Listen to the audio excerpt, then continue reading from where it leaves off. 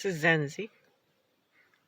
I'm sure you see that I have pale skin, but I seceded from whiteness. From the first time I tried to get indoctrinated to the last. Saturday, 2 white women, 80s, canes. Humans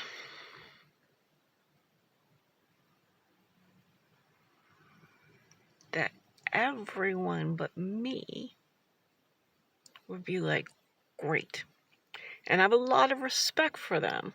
We're talking this through to heal the harm that whiteness has done to our civilization. Not to blame.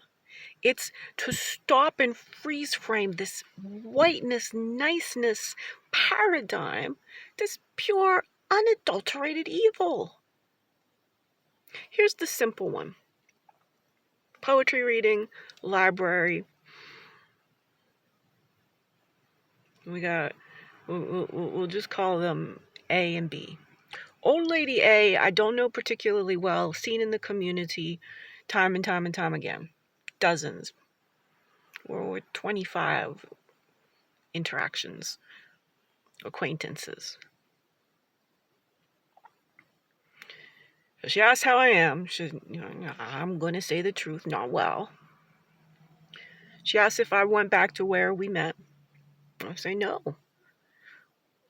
They have verbally abused me so often that literally the last half dozen times I visited, I had to run out screaming from an autistic attack by somebody dehumanizing me in a church.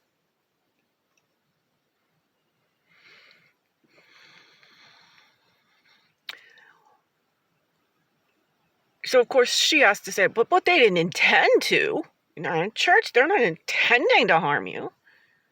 So why are you taking it personally? Why am I taking verbal abuse from another human directed to me?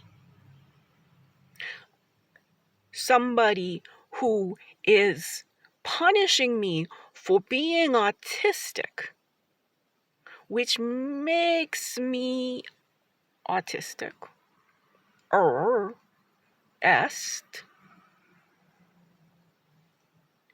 I am having a situation quite like a bee sting. In my case, though, you can't see the bee stinger.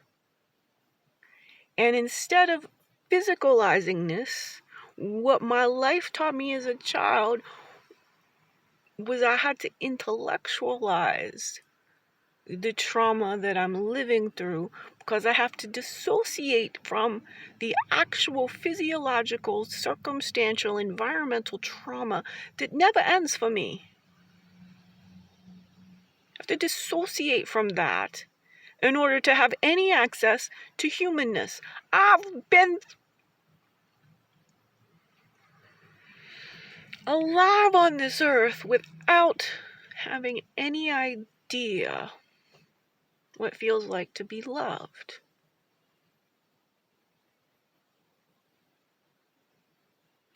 What it feels like to be loved.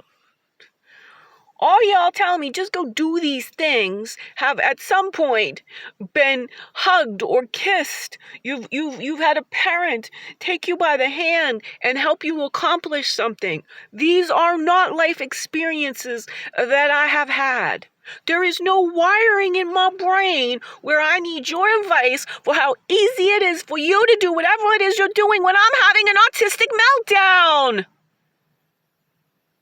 I'm sorry that Western medicine has been so wrong about autism. Stop shooting the messenger. I am the whistleblower of the whiteness thought tradition, and occasionally the harm that I'm about to What I'm taking on is so, and I'm doing it willingly. It's who I am. It's my right livelihood. But I gotta tell y'all fucking nutters. Not me.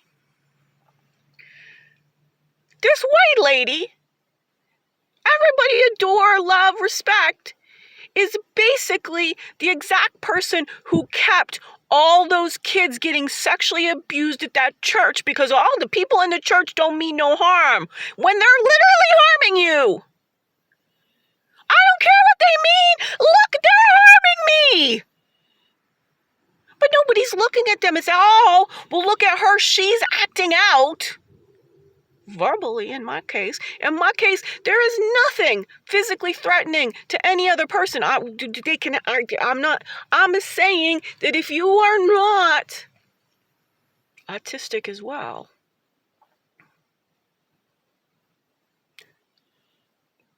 my energy is such that I need to be cared for. And I don't need to be calmed and told it's okay and told to repress it and blah, blah, blah, blah, blah. I need to be successfully maneuvered back. I am having real physiological problems. This mental state, and they've all experienced it. If you're not actively harming me in this particular second, I am highly reasonable, highly lovable, highly caring for the whole species and everything. But if you are physically harming me right this minute, and your words are what's doing it, the words of whiteness,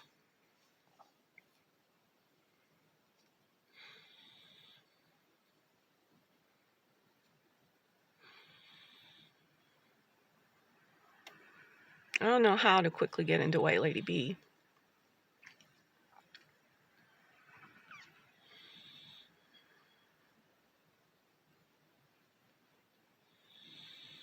She gets offended when I'm having an autistic episode, and instead of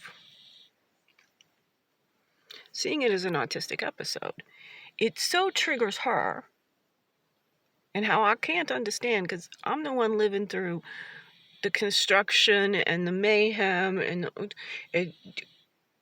she's just cuddled up in a bed. She just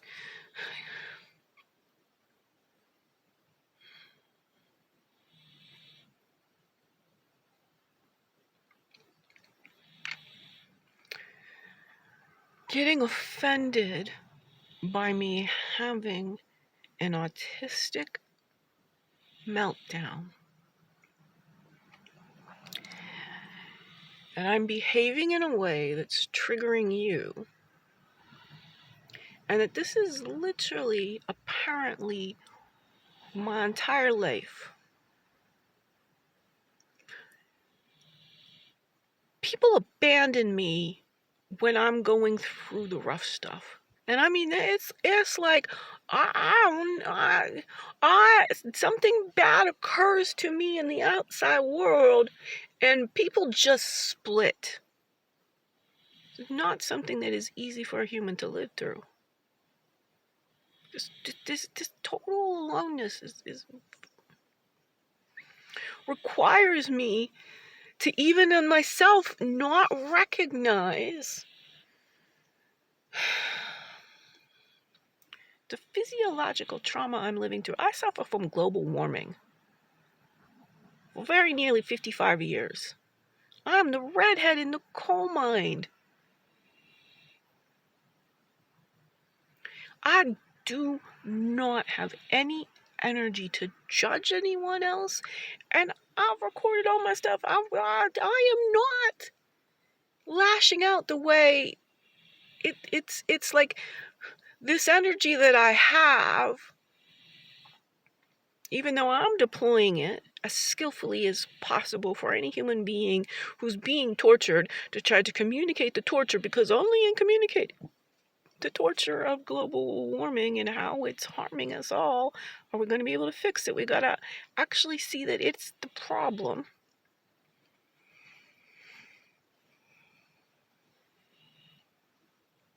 I lose the capacity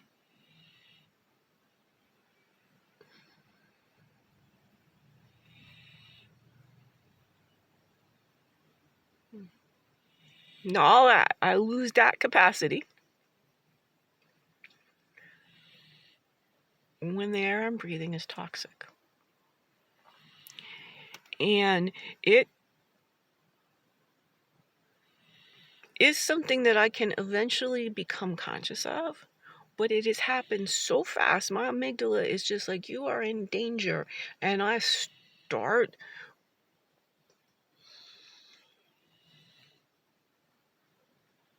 demanding. This is the language the white lady used to me. She's very offended that I'm demanding. And I'm being poisoned by carbon monoxide. And very specifically, we all are. But I've reversed engineered over a lifetime of just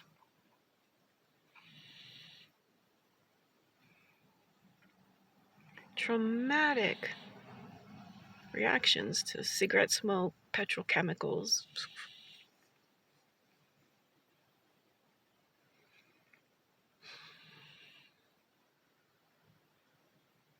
You see what happens to me? This is this truth of the body. And the way that the sight guy says is the body doesn't know the difference between what's happening and what you're imagining.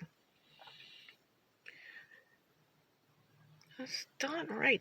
This is the whiteness thought tradition limits. It's limiting all of us from our potential in extraordinarily painful ways. The zeitgeist thinks the human functioning is and how it works is so limiting and so constraining that we've reached a point where we have got to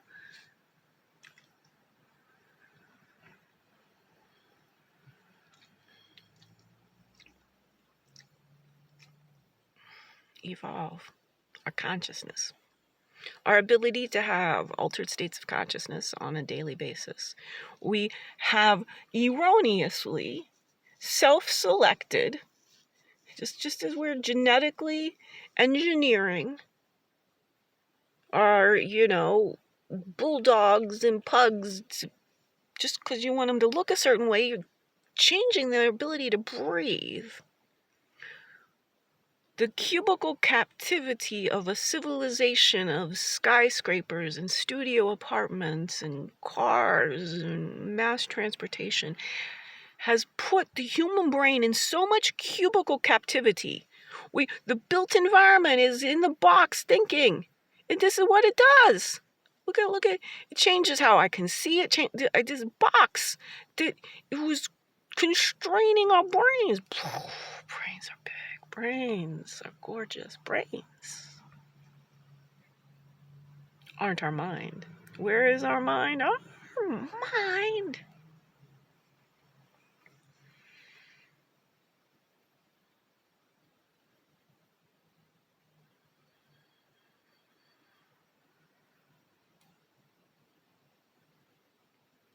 There is not a medical problem that I have, and I've got quite a few of them. And I'll show you how I prove to you embodied discussing what I'm experiencing than anybody who has been diagnosed as, say, Parkinson's, which I will never get diagnosed for. Just like I can't be diagnosed for autism, even though I've got it. And I'm much more autistic than Temple Grandin. Much more. She got all these accommodations, and she's barely autistic compared to me. She is. I'm not denying. I'm just saying, and in the ramping up of the receipts of what she's been able to accomplish and what I've been able to accomplish, who's more autistic?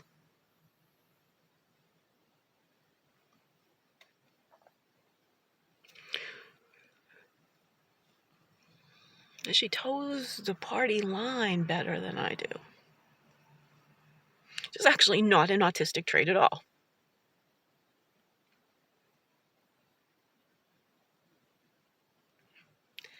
How long I've been going on?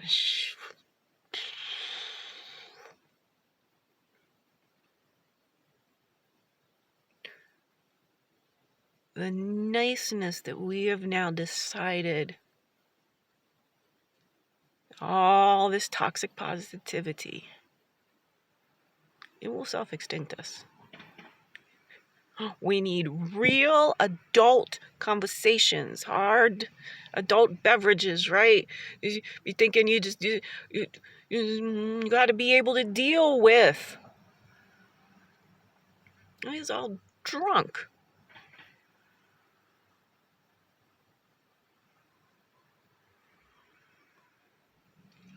On the ability of plantation capitalism to provide a wide choice of beverages, but very nearly all of them